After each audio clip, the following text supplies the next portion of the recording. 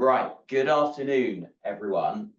This is actually the second go at recording the first section of this webinar concerning the recent judgment of the Supreme Court in the Manchester Ship Canal Co and United Utilities Water number 2 litigation. We had a slight technical fault the first time round, so you will hear me in due course say when we get to slide 5 or whatever it is, I've just seen the recording starting or thereabouts.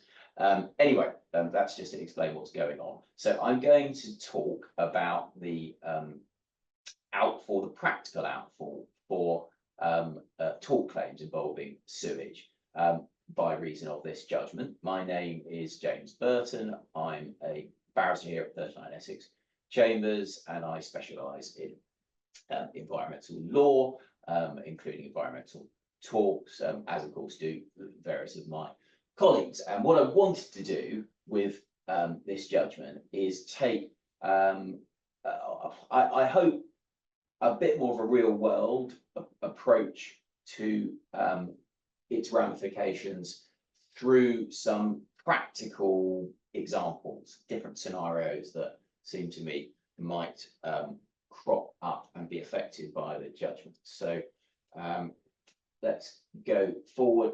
I've scattered throughout these slides various pictures of bits of water that I've dug up from my iPhone from the past year. I was actually amazed by quite how many I had on there. And what could be more topical than a picture of the Seine on today of all days, when I understand that the Olympic triathlon, the men's certainly Olympic triathlon that was scheduled to start today with the swimming leg in the Seine, which has had well over £1 billion spent on the combined sewer outflows there, trying to improve the water quality sufficiently to allow that swimming leg to take place.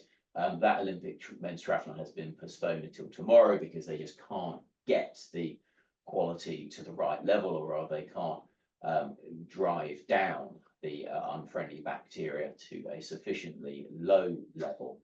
And it just shows actually how intractable and practically difficult some of these issues are. But we are here to talk about the law first and foremost, and this is what I want to cover today by way of topics and scenarios. So I'll start with the background. I'll then move on to explain the change in law as it has been explained by the Supreme Court, which is quite a considerable change.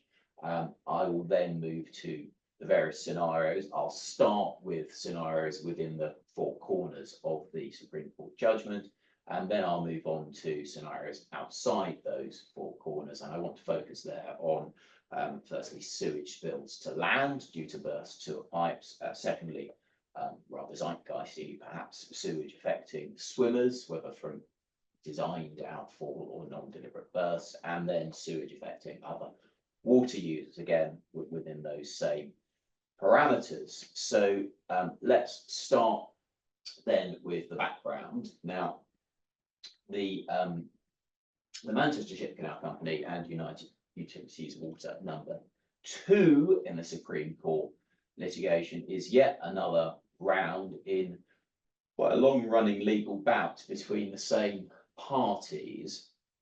The first round was decided in 2014 by the Supreme Court.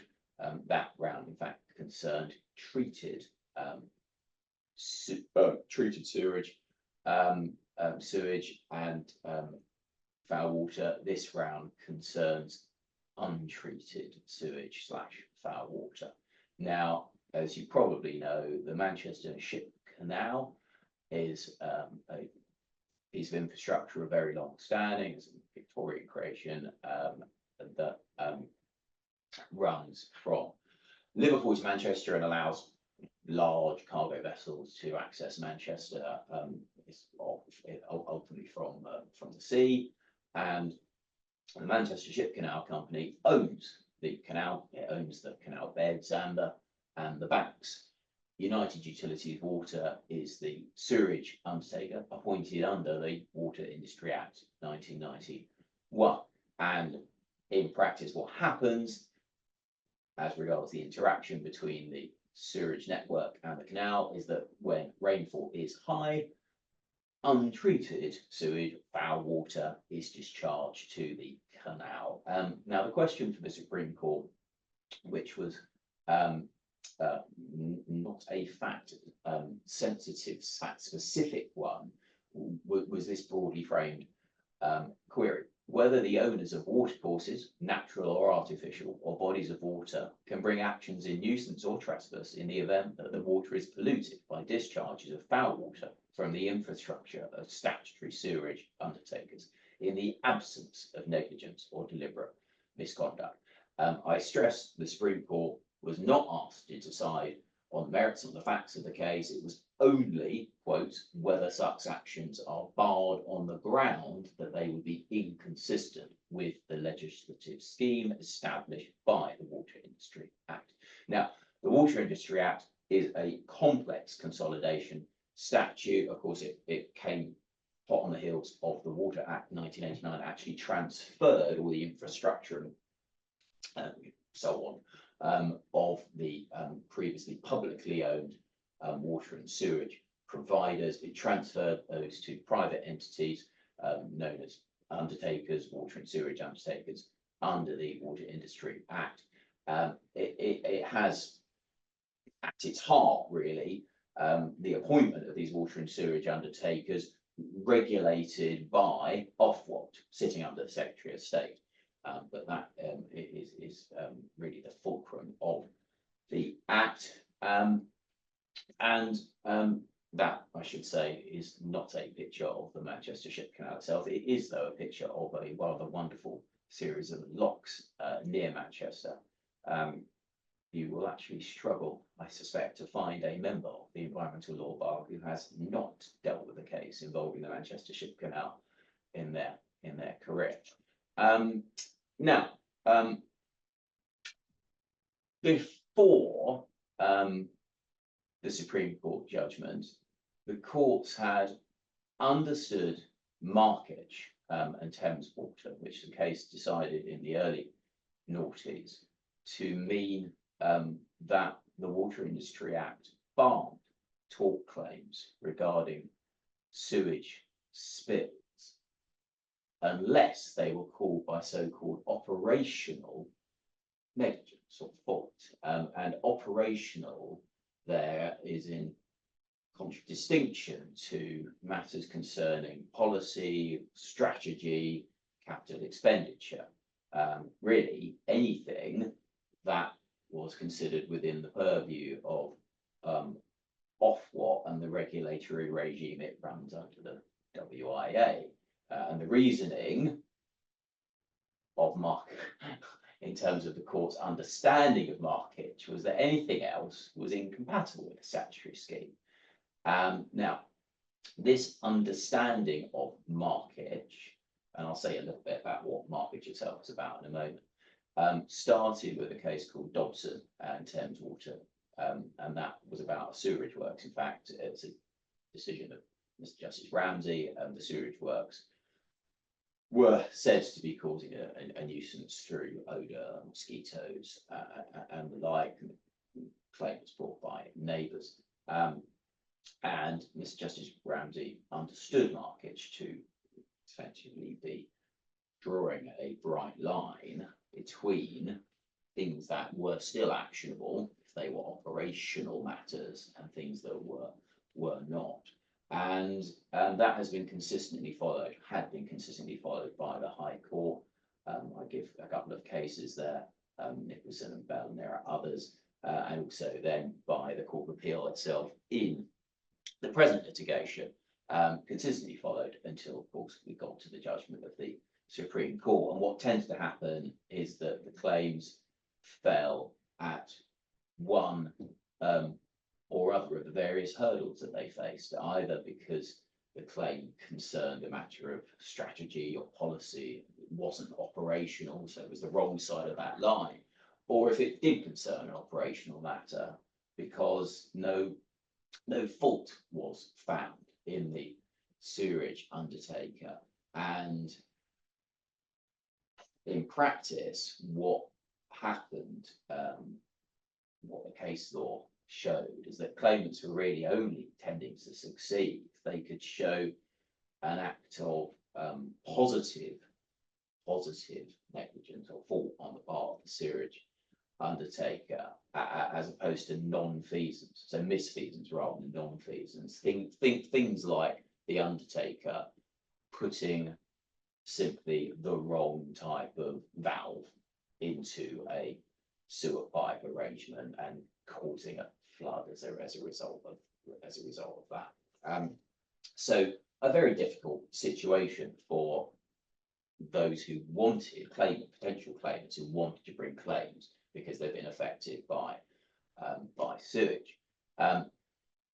Now, what did the Supreme Court do at the start of this month? Well, it conducted a classic exercise in statutory construction, starting from the following fundamental principles. So the first is this, that undertakers, like any body that owes statutory duties and enjoys statutory powers, are subject to this principle. Bodies exercising statutory powers enjoy no dispensation from the ordinary law of tort, except the statute gives it to them. So unless within statutory powers or granted some immunity from suit, they're liable like any other person for trespass, nuisance, negligence, and so forth. That's the first bit of the analysis. Second is that when you're dealing with fundamental rights, and that's not a narrow category, and certainly fundamental rights include peaceful enjoyment of one's property and access to the court if it's threatened, which was the issue ultimately in this litigation. Those fundamental rights can't be overridden by general or ambiguous words. You've either got to have express statutory language, or it's got to be a necessary implication from the statutory wording that it's overriding those fundamental rights to access the court with a common law claim. And then the final bit, the final limb of these fundamental principles, is that Parliament is not taken to have intended that powers granted by statute should be exercised or duties performed, statutory duties performed, so as to interfere with those private rights where such an interference is avoidable. And it's a very high bar, because the person with those statutory powers or under that statutory duty they have to show that it's inevitable that exercise of the powers, performance of the statutory duty, would lead to that interference with private rights. For them to show that the claimant's deprived of their common law course of action. Now, I think it's about here, Kieran, I'm speaking to you. So that's the basic. I'm slightly disturbed to hear that the recording has only just started now, but there we go. Sorry about that, anyone coming to the recording later. Now, the Dobson understanding of Marcic, with that dividing line between operational or strategic, and requiring essentially operational negligence or certainly fault, was a misunderstanding of Marcic, and the latest judgment explains why very neatly and pithily. In actual fact, the court had convened an especially large constitution because it feared it might be asked to overrule Marcic, and in the end it transpired didn't need to at all, because it was readily distinguishable. So Marcic, you will recall, was a case about an individual who unfortunately had suffered flooding from raw sewage, essentially, but he at his home. But he'd suffered it because Mr. Marcic had suffered it because the sewerage network in his area lacked capacity, and as we all know, sewerage undertakers are under an obligation to allow connections. So They can't stop people connecting realistically, however many new homes are built or whatever it is. And eventually, unless the system is enlarged, it will burst, as it were, or the liquid will come out because there isn't room for it. Now, his claim, Mr. Marcic's claim, couldn't be that Thames Water had created the nuisance. And it couldn't be that they'd adopted the nuisance. His claim was that, well, they continued the nuisance by not building bigger sewers. And the problem with that claim, of course, is that that wasn't a cause of action that was actually available to him at common law. It relied on the sewerage undertaker's statutory obligation under section 94 of the WIA to effectively drain the area, and that's an obligation that goes back all the way to the Public Health Act and Victorian times, essentially. But that clearly, as a course of action, as the Supreme Court this month have very pithily explained, doesn't get off the ground at common law. However, what the Supreme Court does explain, and that is at the heart of this presentation, is that the Water Industry Act preserves pre-1991, pre the Act, common law actions. And we can see that it's in the Act itself at section 18.8. And I set it out here. It's quite a long section. Section 18 is a very long section, and even section 18.8 is quite long. And I'm not going to read it all out. But what you see in the words that I've underlined at the bottom are essentially this. It's a form of an ouster clause, but it's a qualified ouster, because whilst it's saying, well, if an undertaker by an act or omission has contravened various parts of the Act, well, the only remedy shall be a remedy that lies essentially in the gift of Ofwat. There is then a carve out for that, and that is, so far as relevant to us, those remedies that are, quote, available in respect of that act or omission, otherwise than by virtue of its constituting or causing or contributing to such a contravention. And those words, which you might miss at first glance, but those words mean that common law causes of action are available in respect of sewage, flood, leak, whatever, unless somehow the compensation provisions in the Act say otherwise. Now, the Supreme Court captures this here. If a sewerage undertaker's act or omission gives rise to a cause of action at common law, the fact that it also contributes to the contravention of the Water Industry Act does not prevent the court from enforcing the affected claimant's common law rights and awarding any available common law remedies. And that reflects pre-privatisation law. Now, it's true that this case concerned only deliberate, as in designed discharge of sewage, foul water, to water, and was not even then concerned with the facts, and also that in the case of discharge to water, there are various provisions in the Act, and I set them out, that further confirm there's no right, there's no authority given to discharge untreated foul water or cause a nuisance. But it is very difficult to see how the ratio based on the construction of section 18.8 would not apply generally to all common law claims unless the Act compensation provisions require something to the contrary. And I'll come on to explain that they don't. So in terms of recap, where are we left with there? We know that discharge of sewage due to lack of capacity in the system, i.e. what Mr. Marcic experienced, still isn't actionable. And we can go back to cases before the Water Industry Act to see that. For example, case involving a sewage manhole cover being blown off because there was lack of capacity, no cause of action available. But everything else is up for examination. And in my view, you can ask these essential questions at the outset when you're presented with a set of facts. At common law, would the claimants have been able to claim? B, do the Water Industry Act compensation provisions somehow support an implied removal of that right to claim? And it would need to be clear from the statute that compensation is intended to replace those common law remedies. And I emphasise remedies, not just compensation, of course, available in common law.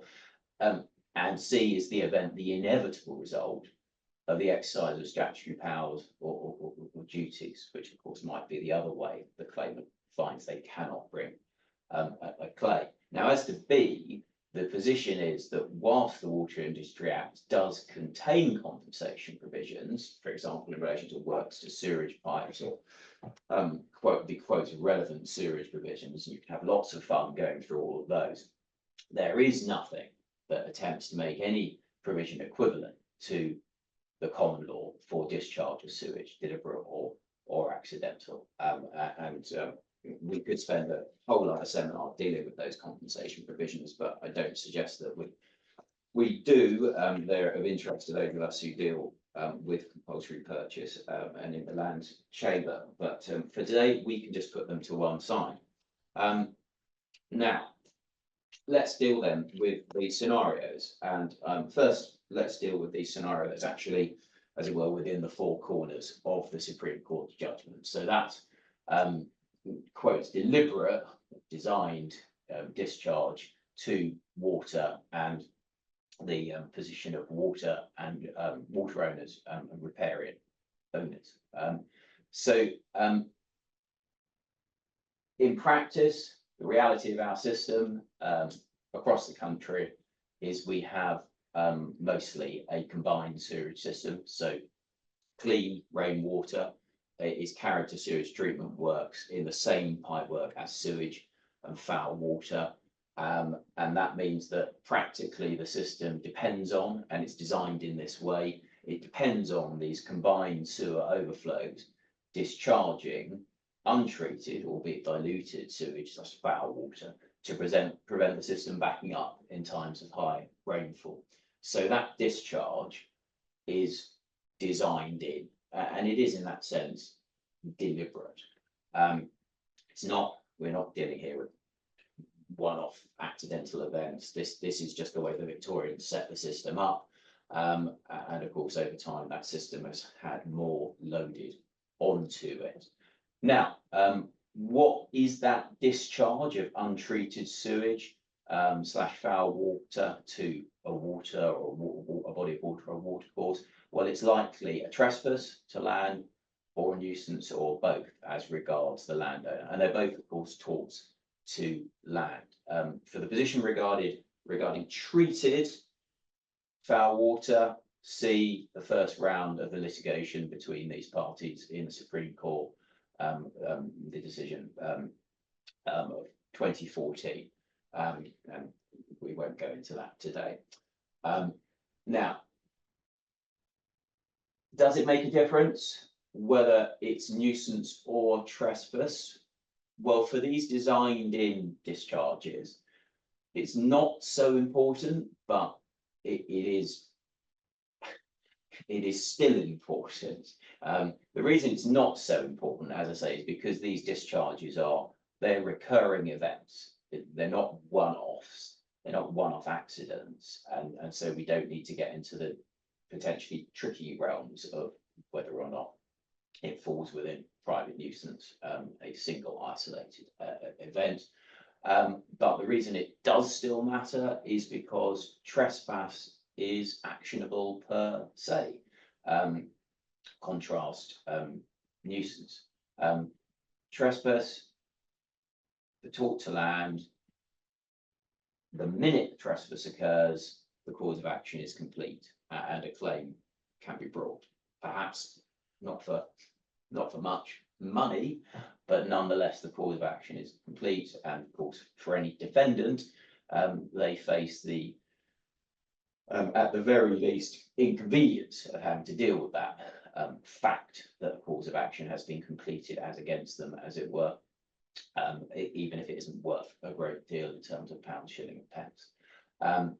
Contrast the case with private nuisance, where the claimant, who of course must have a sufficient interest in the land, needs to show a substantial interference with the ordinary use, enjoyment of that land. And of course, the damage is to the land, it's not to the person who just come for example. And the latest word on private nuisance is the Fern and Tate case concerning the Tate viewing gallery and the rather remarkable entirely glazed flats that face the Tate. Now, the judgment of the Supreme Court essentially leaves trespass alone, but there's very strong support for a discharge to water, a non-consented discharge to water being a trespass in both the Manchester Ship Canal Company and United Utilities Water Number 1, and before that in the British Waterway Board and Severn Trent litigation that reached the Court of Appeal. And in fact, you need to be careful reading the British Waterways Board and Severn Trent if you're dealing with treated water, to remember to read the Manchester Ship Canal Number 1 and put it in proper context. But what was accepted as common ground in Severn Trent was that a discharge to a water course or water body would be a trespass. There was a dispute as to whether or not a discharge to flowing water would not be a trespass, but the court had very little sympathy with that argument, albeit it did not decide the point, but it had very little sympathy with it and could see no logic behind it. And that is pretty strong overture, even of itself, that the discharge unconsented to water is a trespass, and it's further confirmed by the Manchester Ship Canal and United Utilities Water Number 1 judgment of paragraph 2. So as matters stand, my view is that trespass is likely to be made out where there's an unconsented discharge of sewage or foul water to water, and so the cause of action is immediately complete. As to nuisance, well, subject to the claimant showing objectively substantial interference, that too should be made out. It's very difficult for me to see how the discharge of sewage could be considered an ordinary use of land, or let alone conveniently done. Of course, landowners can do all manner of things with their land, so long as they do so conveniently. They can pull down and put up new buildings, for example, but hard to see that discharge of untreated sewage or foul water would fall within that category.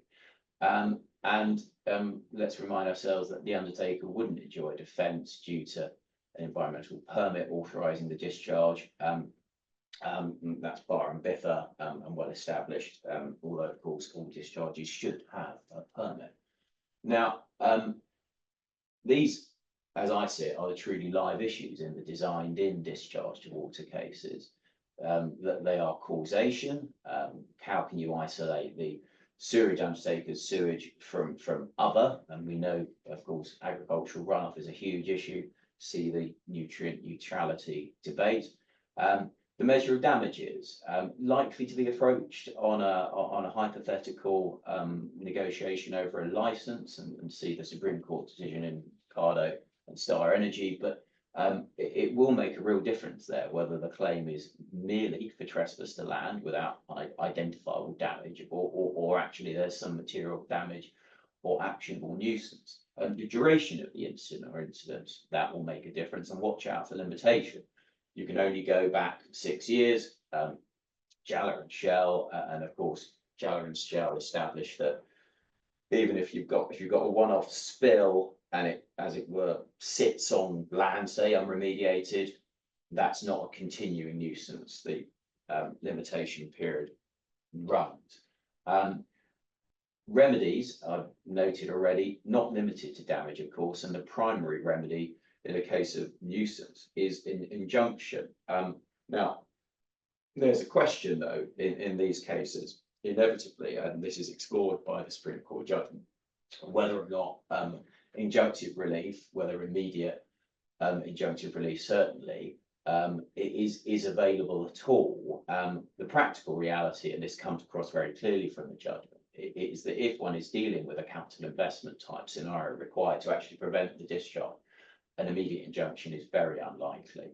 A suspended injunction is possible, but even that not a given, and one can imagine parties coming back to the court to extend the time for that injunction to bite, whilst essentially Ofwat and the undertaker have their negotiations over matters that are not fit for the court's decision making. Now, practically, claimants are likely to be left with damages in lieu, and of course that is more accepted now in any event, and see Coventry and Lawrence for that. Now, all of those issues apply to the next scenario. I should say that is a remarkable picture I took of Huntingdon racetrack in this winter this year. The next scenario, so 2, landowners and floods from burst sewer pipes. Now, I'd like you to assume, please, a sewer pipe inland, many of those, and that the pipe bursts flooding that particular land. The second, that the burst isn't due to overload on the system from connections, so it's not a market case, but it's a simple failure due to the passage of time. We have a vast web of sewer pipes. Many of them, probably most of them, predate the Water Industry Act. They're Victorian, and failure through simple aging is commonplace. Now, what undertakers have tended to do is operate a system of so-called reactive maintenance for most of these, i.e. they will react when it bursts rather than seek to preempt a burst by replacing beforehand. And that reactive maintenance regime could certainly be credibly presented as a strategic policy matter, i.e. it's not simply an operational matter within that Dobson division, but of course the Dobson division has been discredited, so that requires wholesale re-evaluation. And the obvious analogy, looking through our lens of, well, is there a common law claim available here? The obvious analogy is with a private easement. These pipes, these sewer pipes are assumed to be present lawfully through statutory authority at some point over however many years, perhaps beginning with the Public Health Act or onwards. And it's very difficult, certainly for me anyway, to see why there's a material difference between that and the position where private parties decide that they'll allow one will allow the other to run a pipe through their land, to carry something through their land.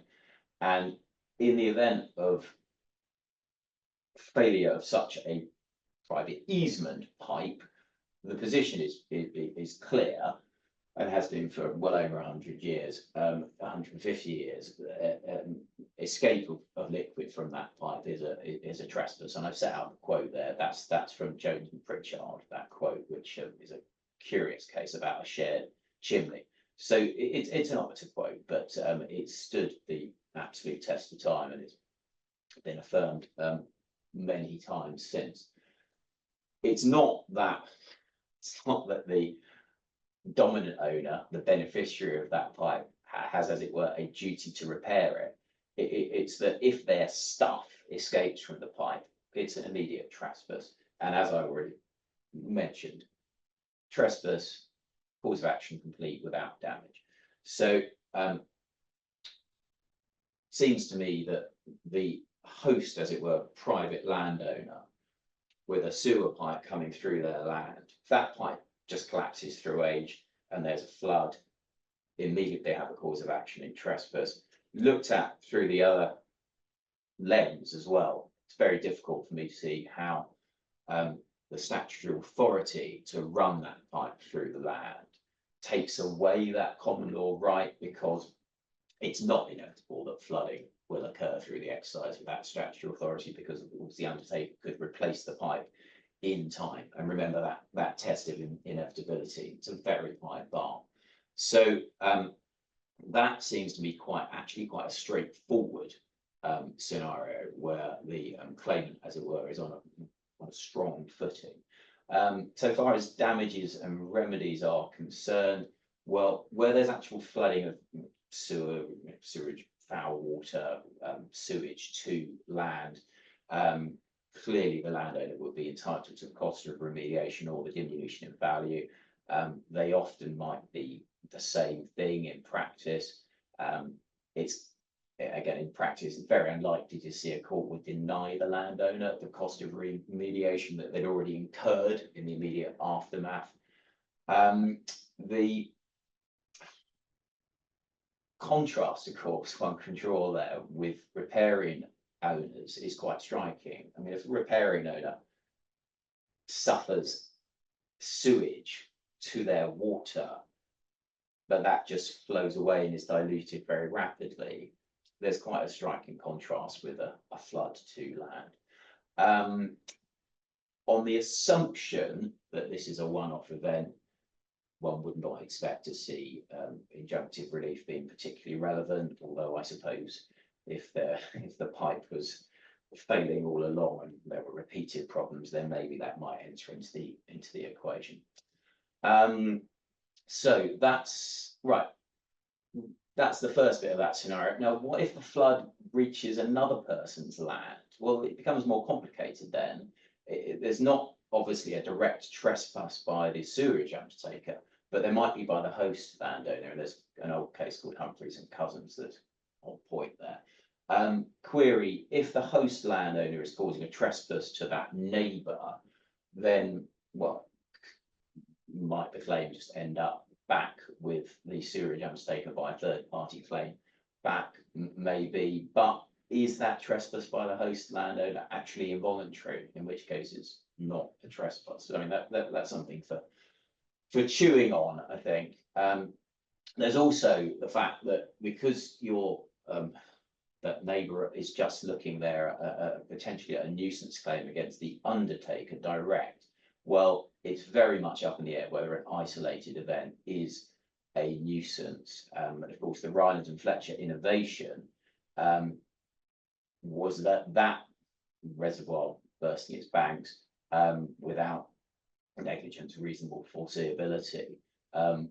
That was found a nuisance, but that's been confined to very, very particular and limited categories. And the judgment of House of Lords in Transco and Stockport is the one that's really on point there. And the question of whether or not ordinary private nuisance can respond to an isolated event came before the Supreme Court in the Jalla and Shell litigation, but was not answered. It didn't need to be answered. It's unclear whether sewage falls within Rylance and Fletcher's special nuisance, and see the Transco judgment for really masterful discussion of the historical context of Rylance and Fletcher and reservoir breaches being an absolute public nightmare in that part of the 19th century. Would a claim be available in negligence? Well, as always, it turns on the facts, and all of these cases do. But there is a real question mark, and I'm not going to answer it, as to whether or not a reactive maintenance regime is a breach of duty, which is why it's quite important for claimants to try to bring these claims in trespass or nuisance. Right. Scenario 3: sewage and swimmers. Quite zeitgeisty, this. Slightly less certain, perhaps, although I think probably fairly certain in the case of certainly designed discharges. So let's assume no interest in land, just people swimming. Is there a cause of action for sewage-related illness? Well, certainly, potentially, yes, there is, either in public nuisance or negligence. Both can respond to one-off events. There isn't that question mark that there is with private nuisance. I'll give you one example of a one-off public nuisance, the Buncefield explosion.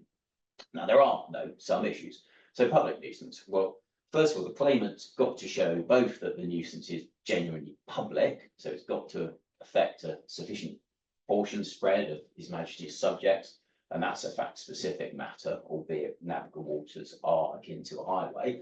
But there's that hurdle first, and then they've got to show special direct damage beyond the impact to the public at large. Now, personal injury should suffice for special damage. So someone actually gets ill, sufficiently ill from some swallowing, I suppose, sewage affected waters, they're probably going to make out that special damage.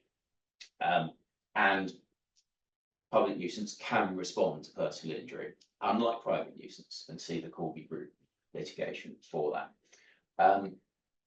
Foreseeability, though, I'll come on to. Negligence, well, is there a duty of care for swimmers? Now, I see both of these, public nuisance and negligence, as probably ultimately turning on reasonable foreseeability.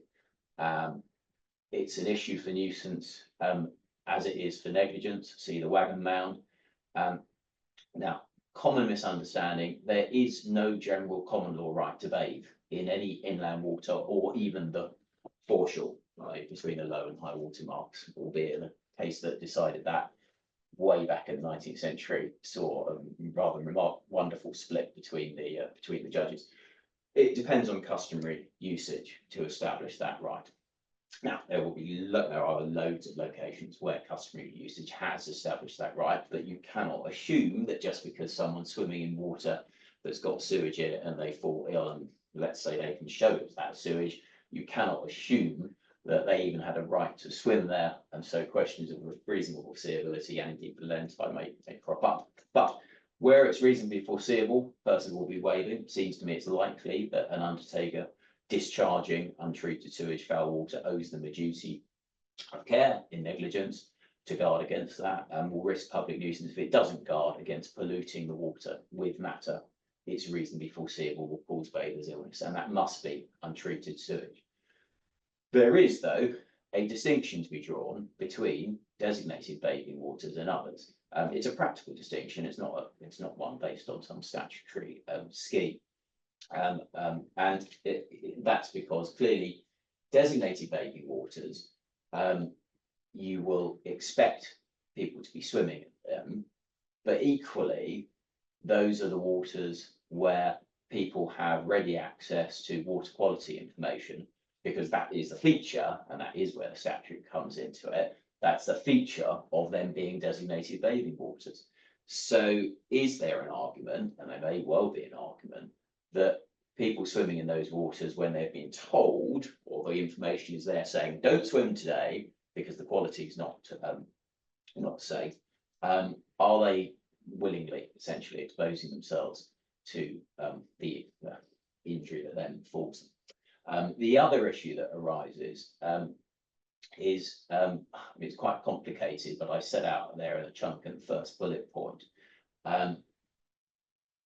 The wastewater directive, as interpreted by the Court of Justice of the European Union, and see the recent judgment of Mr. Justice Holgate, as he then was in the wild fish litigation, does certainly allow for design discharge in cases of unusually heavy rainfall, so-called exceptional situations, and query whether in negligence there is no breach of duty in such situations. The final point here, and this I think is an even bigger one, when in the case of swimmers, people actually falling ill, is causation. And it comes back to, I keep mentioning agricultural runoff, but it is a huge issue, and it is going to be difficult, sometimes at least, to separate out sewage foul water from the sewage network and agricultural runoff from fields. Non-design discharge, so the one-off events,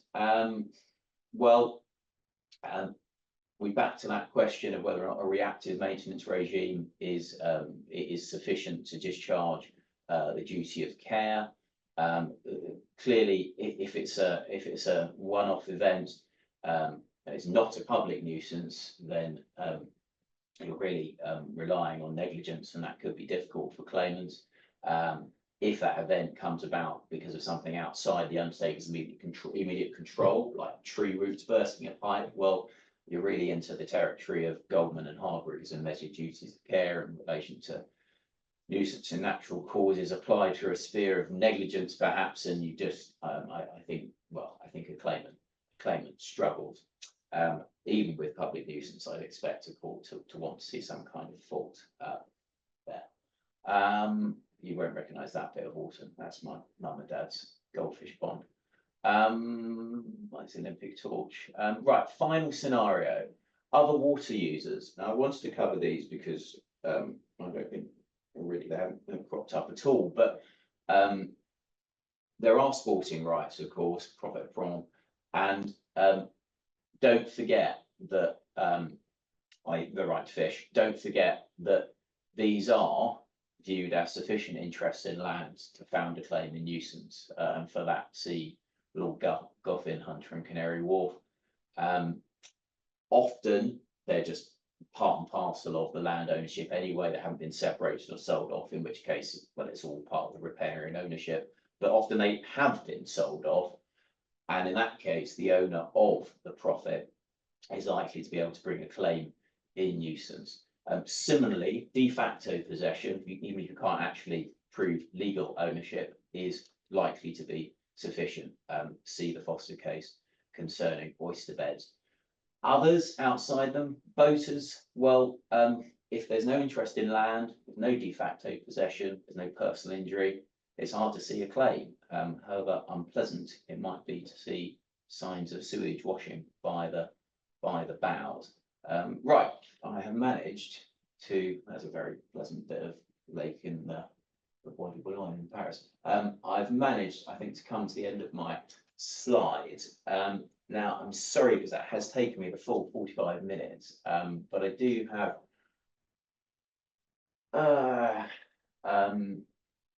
yeah, I see a couple of questions. I mean, I have to say, I'm not going to name the questioners, but I'm not sure I'm really qualified, or it would be right for me to speculate about what the government might do in terms of further regulation of water companies, and that might be a topic for another seminar, but with a more political rather than legal bent, run by others. I will come back to the legal questions by email. I promise. Right. Thanks very much for your time. Unless there are any legal questions that I might be able to deal with now, I think I'm going to sign off.